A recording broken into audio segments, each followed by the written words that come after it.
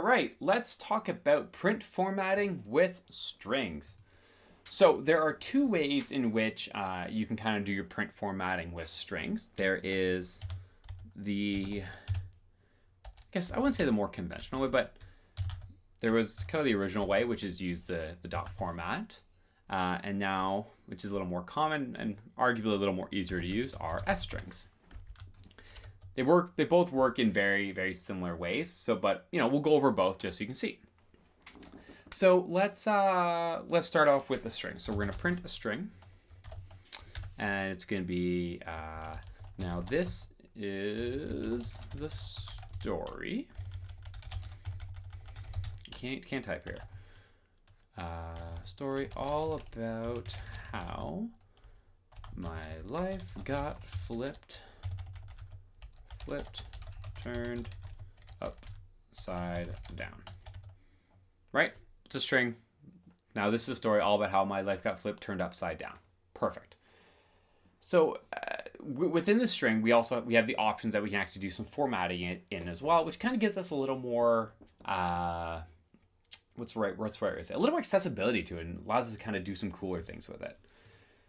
So I'm going to show you. Let's go ahead and let's copy this string. Let's paste it here, and I'm gonna knock out some words here. We're gonna take out story, and we're gonna insert these curly brackets. We'll take out life, and let's take out turned, and insert these curly brackets. So what these curly brackets let us do is they let us to actually format the string and input variables, or say input variables, but input the words that we'd want to see. And the way we do that is after our string, we do dot, we do format,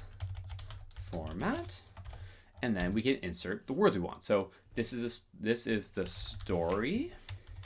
Helps if I spell it right. Story, right? Next one, all about how my life got flipped and then turned, print. And now we have our sentence. This is a story all about how my life got flipped, turned upside down. Cool, right? Let's grab another sentence here. Let's say I have this sentence right here. So what does the blank say? And then it says a bunch of things. I don't know if you remember the song, What Does the Fox Say?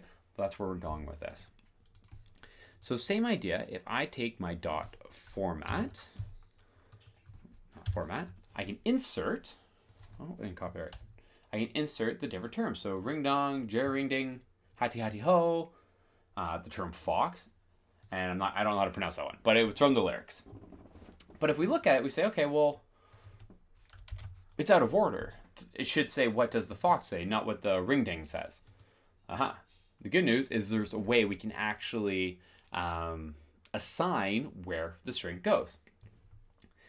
So for example, when I look at this here, I say, okay, well, I want fox to go here. So if I look, I go 0, 1, 2, 3. So I know my third variable is going to be fox. I'm going to assign, the first one here. I'll do one there. I'll go here, and I'll go here. I press enter. Now I have what does the fox say? So I take my third. I take my first one, so ring. I can take the second one, so hatty hatty ho, jerry ding, and so on and so forth. Another really cool thing you can do is, let's grab this.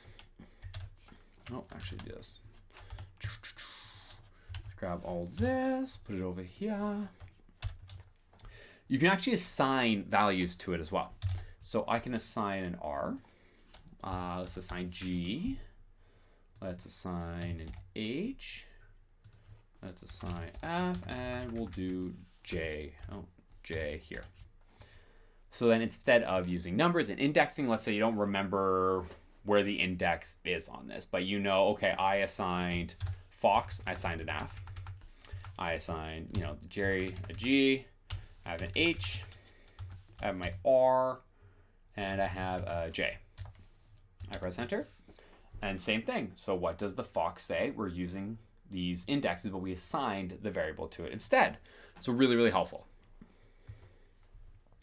The next thing I want to look at, actually, we'll show you one other thing with this indexing. So I have, let's do this here. So if I grab this,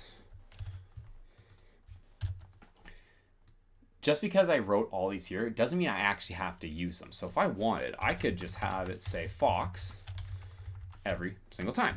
So what does the fox say? Fox, fox, fox, fox, fox. Cool, that works.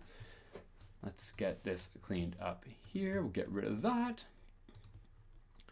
So one other thing, or not one other thing, but next I want to show you is utilizing the formatting to add in an integer or a float.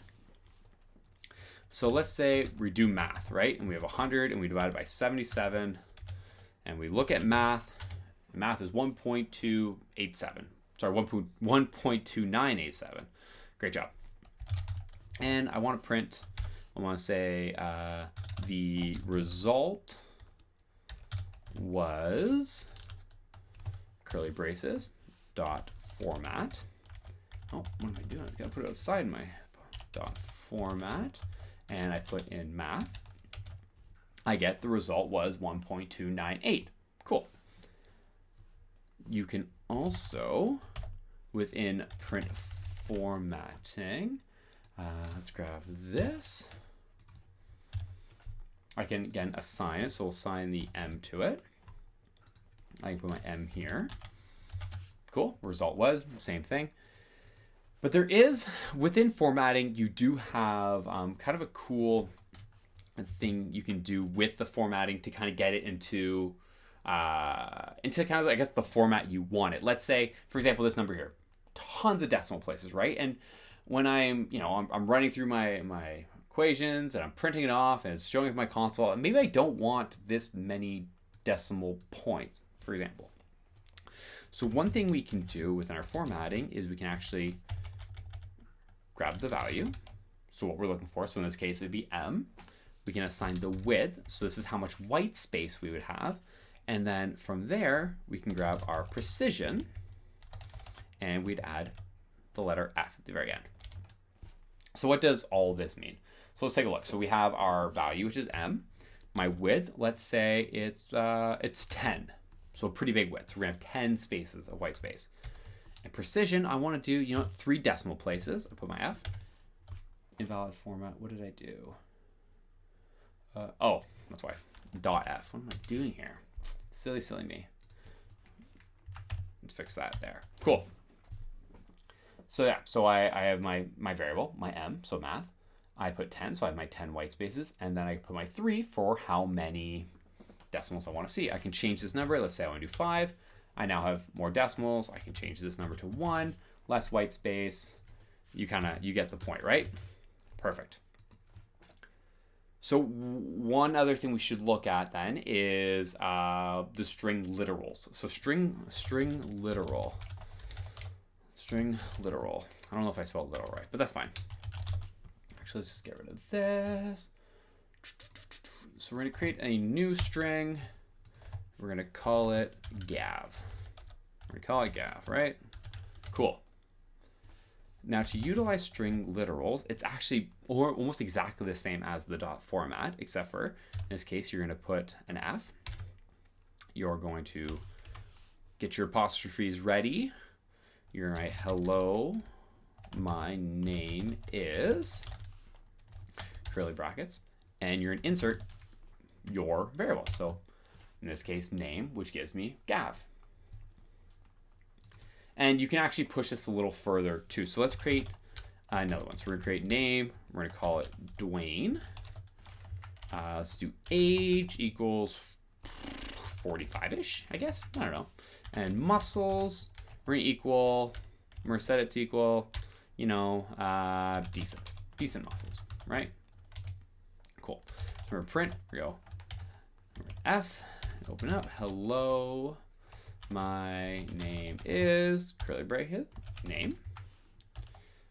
My age is, curly, we'll put an age. And my muscles are, curly bracket, muscles. Enter. Oh, well, it helps if you put the other apostrophes. What? Oh. So now we get the sentence, hello, my name is Dwayne, my age is 45-ish, and my muscles are decent.